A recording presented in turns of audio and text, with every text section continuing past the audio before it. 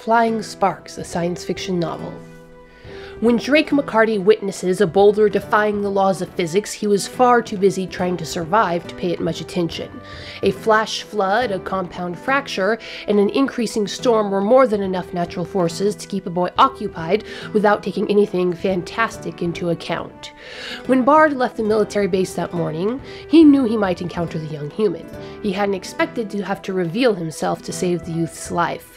When Brigadier General R.J. Hall had enjoyed his morning cup of coffee, he hadn't expected to have to deal with a swarm of grimly searching National Park rangers, an apologetic alien, or a nearly dead teenager. But outside in the forest, trees were walking. Above in the heavens, the stars were singing strange songs. And across the continent in the capital, decisions were being made that none of them expected. Flying Sparks, 100,000 words of science fiction, is set in the same universe as Dying Embers. Two worlds collide in the first volume of this science fiction novel, available on Indiegogo for the month of July 2023, with pre-orders starting in June. And now for an excerpt from the story. Drake staggered to the side with a hiss as his ankle folded under him. Bracing on his good leg, he glanced over at the spring that bubbled up at the base of the rock. His ears were still ringing, but the sound had faded with distance, and he couldn't tell if he could still hear it. Of greater importance was the burning pains stabbing up his leg. Shaking his head to clear the emotional fog, he limped over to the base of the cliff and pulled off his moccasin.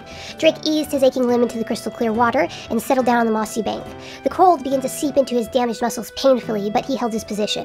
A blank look had taken his face. His lips moved slightly, but no sound came out. Under the deep red thatch, his mind was whirling, processing everything he had seen, heard, and felt, leaving his chest feeling oddly empty.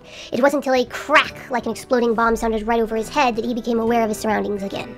Right, storm, he muttered, wishing that he knew more curse words. Trust Abuelita to be right about everything. She always was, after all. With a grunt, he backed out of the pool and stripped off his shirt. Quickly, he wet the material and began wrapping the cotton around his ankle and foot. There would be time to think about everything later. Now he had to focus on getting home.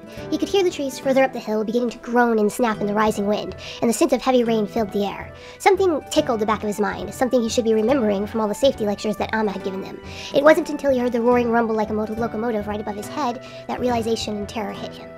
This has been an excerpt from Flying Sparks Volume 1, 100,000 words of science fiction adventure, available on Indiegogo, July 2023, with pre-orders starting in June 2023. Follow the links below the video to get yourself a copy of Flying Sparks, set in the Dying Embers